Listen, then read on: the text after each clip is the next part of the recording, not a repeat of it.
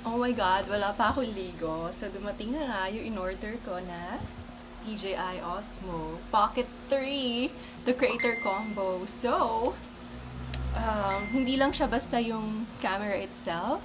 Meron siyang mga iba pang accessories like yung mic, yung tripod, yung mga lalagyan. We'll see what else is included. I think may battery pack pa na kasama na extra. That also serves as an extended handle. And may freebie tayo na Lexar na 64 gigabytes SD card. So, I'm not sure how much this cost if you buy this. But still, you get this for free.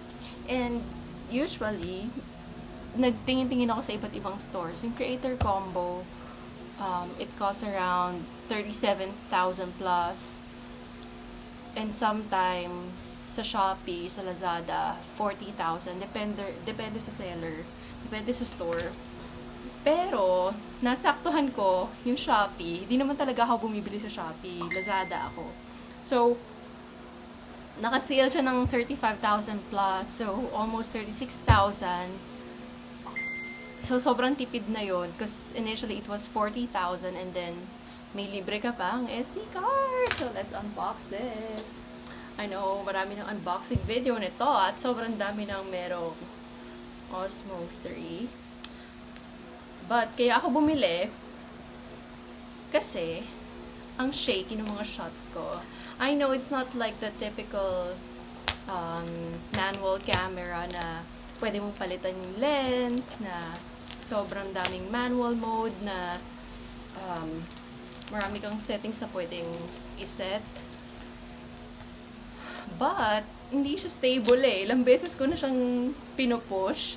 Ang nangyayari, nasasayang yung footage ko. Oo, maganda yung quality ng kulay, crisp yung itsura. But I think good quality din to kasi ang dami ko pinapanood na vloggers. Ito din yung gamit nila. And you can set the settings to 4K. Matakaw lang sa memory, pero masipag naman tayong maglipat ng memory. Oh my God! Ayan na!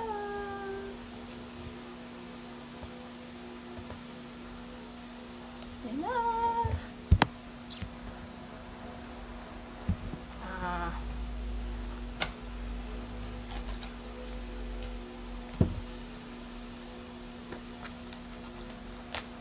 magaan siya. Kasi yung camera ko, magaan din naman, pero pero compared to this, just ko naman, para ka lang may hawak na cellphone, no?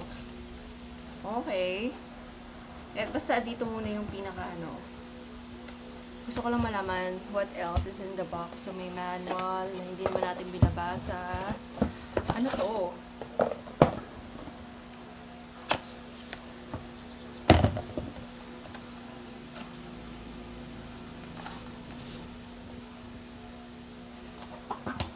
Para siyang hard case.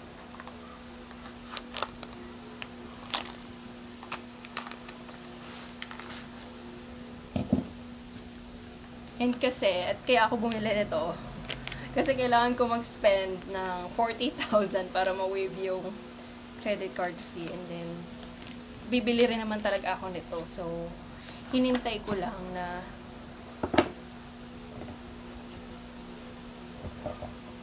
maging season ng pag-waive ng annual fee. Okay. Tawag dito ay protective cover. So, nandito, nakalista lahat kung mga inclusions. So, okay. 10 dapat yung kasama. Kasama yung mga pinakamaliliit na accessories. Let's see if kumpleto. Pero, I think kumpleto naman siya kasi sealed naman. Oh! Oh, wow! Diyos ko, ang tsaka ko pa. Di pa ako naliligo. Okay. Yung case, sobrang compact. Okay, pero sa dami ng may ganito at baka mawala siya somewhere at ang dami-daming turista na may ganito na rin, maybe lalagyan ko siya ng something na magdi-distinct sa ibang, lalagyan ko ng pangalan ko or whatever. Okay, ito na yung camera itself. Grabe. Actually, nakagamit na ako nito kasi yung ate ko meron siya nito. Pero alam niya kasi na burara ako sa gadgets, nababagsak, nadadaganan, nababasa, nababasag, may dent. So, ayaw niya i-risk. Napahiramin ako. I cannot blame her. Okay, so ito yon yung pinaka-camera itself. So, ang liit lang ng lens niya. Maliit yung sensor. So, yun yung pinaka-doubt ko nung kinuha ko to. Kasi syempre, the bigger the sensor, the better. Okay. Next, so dalawa na yung na-check. Yung hard case, yung camera itself. Ito na yung mic 2. Kasi merong 1, may 2, at saka may mini.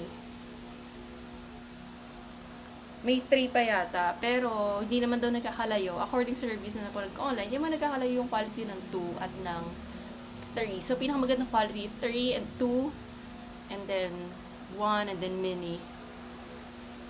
Okay. I-figure out ko lahat to, kung paano to i-charge, paano siya i-connect, auto-connect ba siya, yung audio ba manggagaling sa camera kapag hindi mo kinonect yung mic.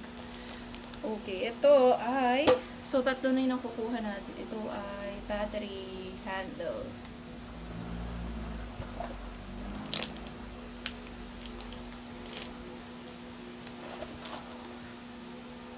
Okay, so pag nakita mo to, pagka ito lang, wala siyang attach sa tripod.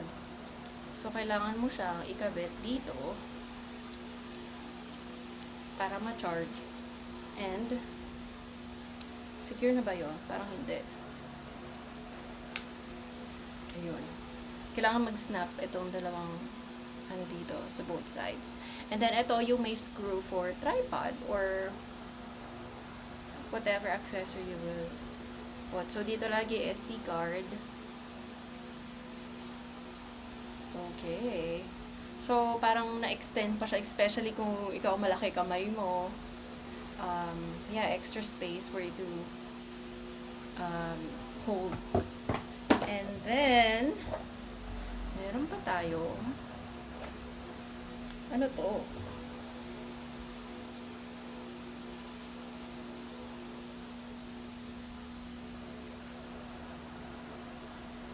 Handle with 1/4 thread. Ano to?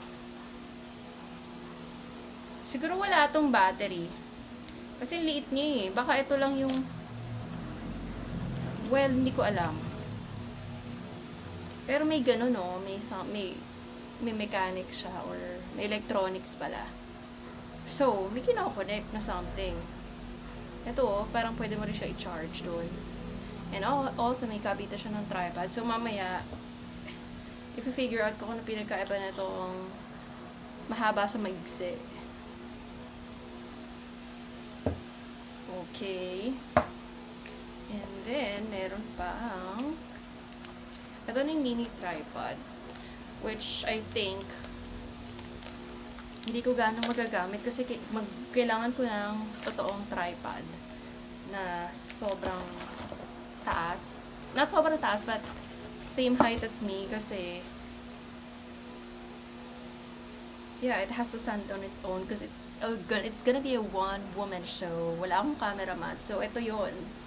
So, halos walang tinangkad. Walang increase in height pag ginamit mo yung tripod. Talagang, ang purpose lang niya ay for it to stand on its own. So, ipapatang mo pa rin to sa table. Ganon. Next ay... So, ito yung lens.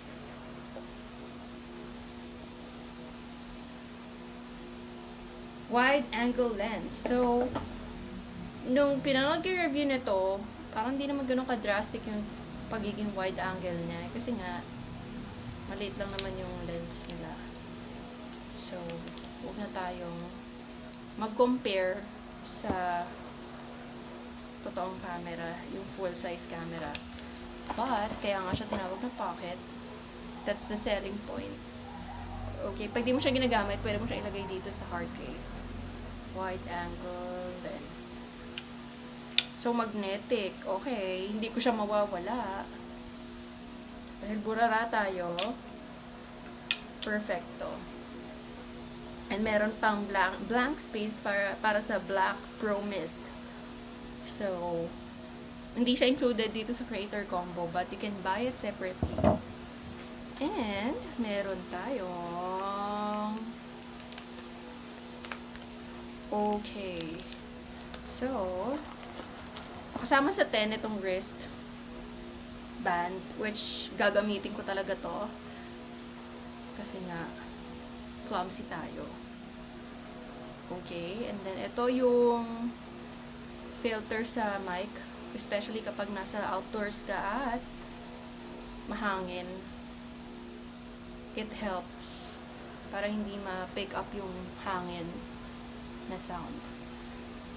Okay.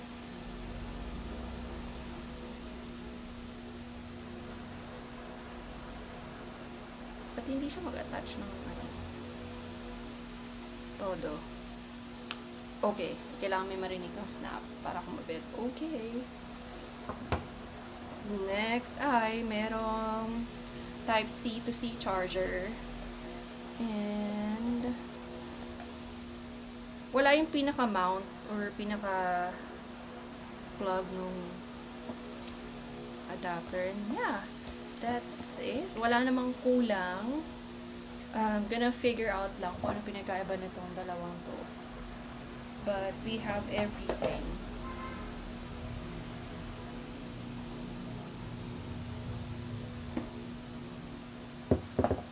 Yung magnet na lang siguro. Okay, ito siya. Sobrang liit kasi. Okay. Ito. Just in case, ayaw mo siyang i-clip sa damit. Pwede mo lang siyang i-magnet. Yun naman yung gusto ko sa mini. Kasi sobrang sleek niya lang tignan. So, ayan. So, ayan. Pero ayoko naman yung ganito.